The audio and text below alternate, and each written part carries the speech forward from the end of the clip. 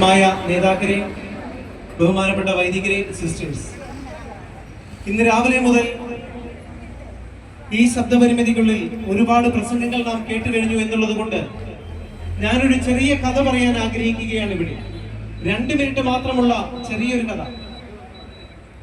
ഈ കഥ ബൈബിളിലെ ഒരു സംഭവമാണ്. ഏകദേശം 2000 വർഷങ്ങൾക്ക് മുമ്പ് ഒരു സാവൂൾ ഉണ്ടായിരുന്നു. ക്രിസ്തുവിനെ സ്നേഹിക്കുന്നവരെ, ക്രിസ്തുവിന്റെ സുവിശേഷം പ്രസംഗിക്കുന്നവരെ ജയിലിലടക്കാൻ രാജാവിൽ നിന്നും കൽപ്പന വാങ്ങിക്കൊണ്ട് ജെറുസലേമിൽ നിന്നും ദമാസ്കസിലേക്ക് കുതിരപ്പുറത്ത് സവാരി ചെയ്തിരുന്നുകൊണ്ട് ഒരു സാവൂളും സാവൂളിന്റെ കൂട്ടുകാരും ഉണ്ടായിരുന്നു. ബൈബിളിൽ നമ്മൾ ഈ കഥ കാണുന്നത് ഇന്നത്തെ നമ്മുടെ ബജരംഗ് ദളുകാരോട് നമുക്ക് വേണമെങ്കിൽ അവരെ ഉപമിക്കാവുന്നതാണ്. അന്ന് ഈ ക്രിസ്തുവിനെ സ്നേഹിക്കുന്നവരെ, ശുശ്രൂഷിക്കുന്നവരെ പിടിച്ചുകെട്ടാൻ ഇറങ്ങി പുറപ്പെട്ട അന്നത്തെ കാലത്തെ ഒരു ബജരംഗ് ദളുകാരന്റെ പേരായിരുന്നു സാവൂൾ. ആ സാവൂൾ കുതിരപ്പുറത്ത് ക്രിസ്തുവിനെ പ്രസംഗിക്കുന്നവരെ കെട്ടിയിടുവാനായിട്ട് ഇറങ്ങി പുറപ്പെട്ടപ്പോൾ ഒരു മിന്നൽ അദ്ദേഹത്തിന്റെ കണ്ണിലടിച്ചു. 3 ദിവസത്തേക്ക് അദ്ദേഹത്തിന് കണ്ണ് കാണാൻ സാധിക്കാതെ പോയി. ആ മിന്നലടിച്ചപ്പോൾ ആ സാവൂളിന്റെ ചെവിയിൽ ലോകം സൃഷ്ടിച്ച ദൈവം ഒരു കാര്യം പറഞ്ഞു: സാവൂളെ, ഇരുമ്പാണിമേൽ ചവിട്ടുന്നത് നിനക്ക് നന്നല്ല. ഇരുമ്പാണിമേൽ ചവിട്ടുന്നത് നിനക്ക് നന്നല്ല.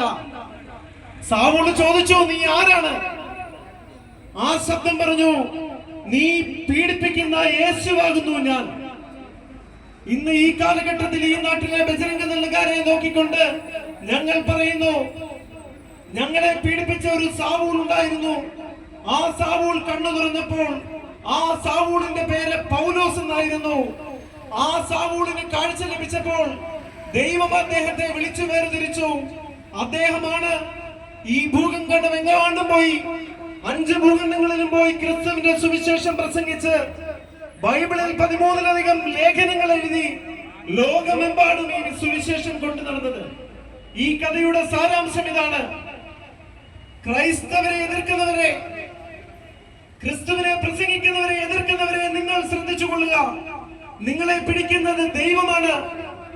നിങ്ങൾ നാളെ വിശുദ്ധ വേദപുസ്തകവും കൈകളിൽ എന്തി ഇന്ന് ഈ സിസ്റ്റർമാർ നടക്കുന്നത് പോലെ തെരുവോരങ്ങളിൽ സുവിശേഷം പ്രസംഗിക്കുവാൻ ദൈവം നിങ്ങളെ തിരഞ്ഞെടുക്കും. ദൈവം നിങ്ങളെ മാറ്റും. അതിൽ യാതൊരു സംശയവുമില്ല. ഒരു വാക്കുകൂടി, ഇന്ന് നടക്കുന്ന ഛത്തീസ്ഗഡിലെ നടക്കുന്ന സംഭവം നാളെ ഒരുപക്ഷെ ഛത്തീസ്ഗഡ് ലോക ചരിത്രത്തിൽ അറിയപ്പെടുന്നത് ക്രൈസ്തവ സഭയുടെ ഇന്ത്യയിലെ ആസ്ഥാനം എന്ന നിലയ്ക്കായിരിക്കും. സംശയം വേണ്ട. എവിടെ പീഡനങ്ങളുണ്ടോ അവിടെ ക്രൈസ്തവ സഭ പടർന്ന് പന്തലിച്ചിട്ടേ ഉള്ളൂ. ബാബാ പിതാവ് ഇന്നലെ തിരുവനന്തപുരത്ത് പ്രസംഗിച്ചു, ഇതുകൊണ്ട് ഞങ്ങൾ സുവിശേഷം മടക്കി വെക്കുകയില്ല. ഞാൻ ഒരു വാക്ക് കൂടെ കൂട്ടിച്ചേർക്കുന്നു, ഇതുകൊണ്ട് ഇപ്പോൾ പീഡിപ്പിക്കുന്ന, കഴിഞ്ഞ ദിവസം നമ്മൾ ഫേസ്ബുക്കിലൊക്കെ കണ്ടു, ഒരു ജ്യോതി ശർമ്മ. എന്തൊരാവേശമാണ് ആ ചേച്ചിക്ക്. നമ്മൾ കണ്ടുള്ളവർ നാളുകളിൽ കാണും. ഈ ജ്യോതി ശർമ്മ നെഞ്ചിൽ ബൈബിളും പിടിച്ച് ലോകത്തോട് ക്രിസ്തുവിന്റെ സുവിശേഷം പ്രസംഗിക്കും. അവിടെ അന്ന് പോലീസ് സ്റ്റേഷനിൽ പറഞ്ഞതുപോലെ അന്നാട്ടിലെ ജനങ്ങൾ ഏറ്റുപറയും ഹല്ലേലൂയ എന്ന്. ഈ സുവിശേഷം ലോകമെമ്പാടും പ്രസംഗിക്കുവാൻ ഈ സംഭവം ഒരു മുഖാന്തരമാകട്ടെ എന്ന് പ്രാർത്ഥിച്ചുകൊണ്ട് റോമിന്റെ ഒരു ചെറിയ കഥ മാത്രം ഞാൻ ഇവിടെ അവതരിപ്പിക്കുന്നു. റോമിന്റെ ചരിത്രം നമുക്കറിയാം. ഞാൻ കഥയിലേക്ക്